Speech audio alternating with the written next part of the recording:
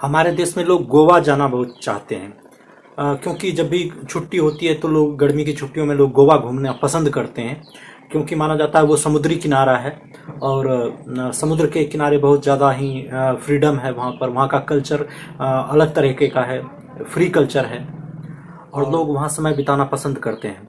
तो गोवा को किसने बसाया था?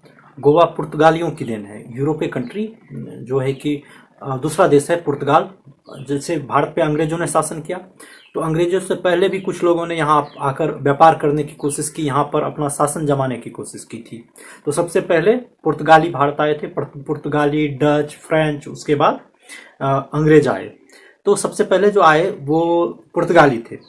तो पुर्तगाली लोग यहाँ पर व्यापार करने आए तो उन लोगों ने अंडमान निकोबार, दमन द्वीप, इन जगहों पर अपना व्यापारिक साम्राज्य स्थापित किया। बंगाल में हुगली के किनारे पुर्तगालियों का व्यापारिक केंद्र था। वहाँ वे लोग अपनी मनमानी करने लग गए। वो अकबर के समय आए थे पुर्तगाली लोग।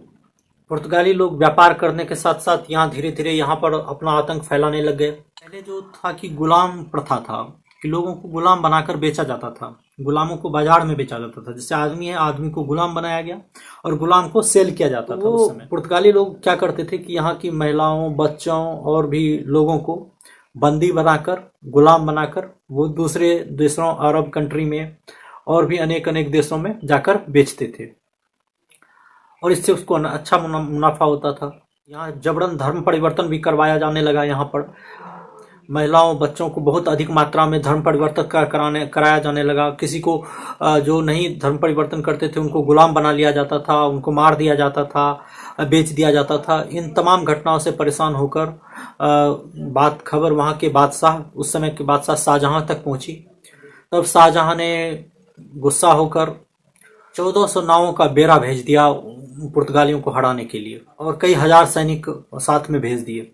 तो पुर्तगालियों का यहाँ पर हुगली में घेराव किया गया, उनकी कोठियों का, और 6 महीने तक युद्ध चला और तमाम पुर्तगाली को बंदी बना लिया गया और उन्हें कईयों को मार दिया गया, कईयों को बंदी बना लिया गया और कईयों को इस्लाम धर्म स्वीकार करवा दिया गया। जिन्होंने स्वीकार किया उन्हें जिंदा रखा गया, जिन्होंने नहीं स्वीकार किया उन्हें मार दिया गया और सबको मार के ठंडा कर दिया गया। और तब उन्हें समझा दिया गया कि भारत में शाहजहां का शासन है और फिर कोई बदमाशी ना करे। और बाद में तब जाकर उन लोगों ने संधि किया कि अब कभी इस तरह की बातें नहीं होंगी और हम व्यापार करने आए हैं तो व्यापार ही करेंगे, कभी धर्म परिवर्तन नहीं करवाएंगे, गुलाम आदमी को दास या गुलाम नहीं बनाएंगे। तो ये एक अच्छी बात थी उस समय के शाहजहां की। पुर्तगाली लोग जो आए भारत में, उन लोगों की बुराई तो है लेकिन अच्छाई भी, कई अच्छाइयाँ भी पुर्तगालियों की हैं। जैसे कि उन लोगों ने प्रिंटिंग प्रेस भारत लाया। 1556 ईस्वी में जब वो गोवा आए तो गोवा वो प्रिंटिंग प्रेस लेकर आए। पहले छापाखाना नहीं था, मतलब बुक लिखने के लिए लोग हाथ से लिखते थे, तार पत्र पे लिखते थे। तो उन लोगों ने एक प्रिंटिंग मशीन बनाई और उस प्रिंटिंग प्रेस मशीन तो चाइना में भी बना, लेकिन वो लोग यहाँ भारत लेकर आए, इंट्रोड्यूस कराया भारत को।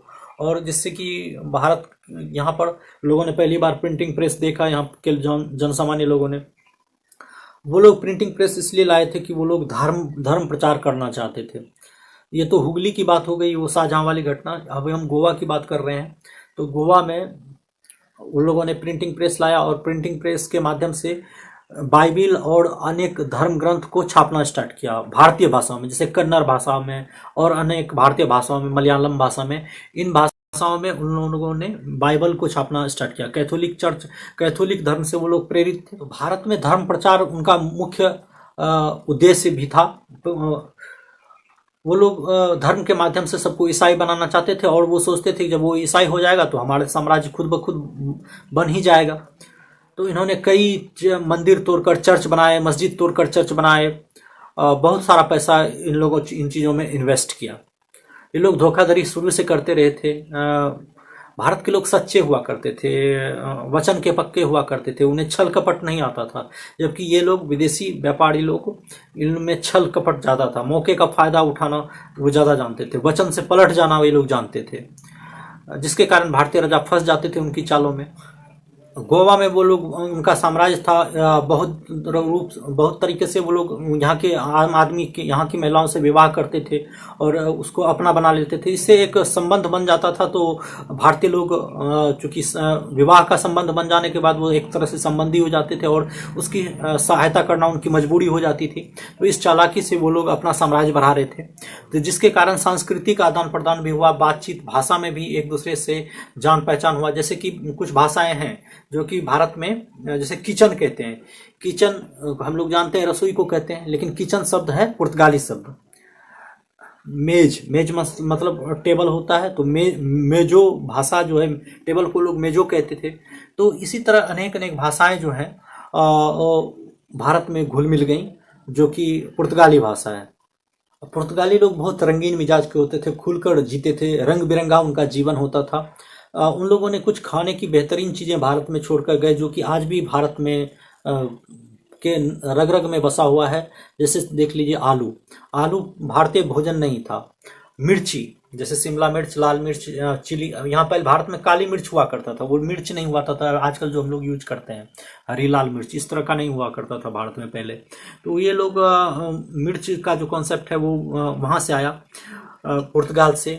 आलू हो गया, मिर्च हो गया, काजू, इसके बाद अनानास,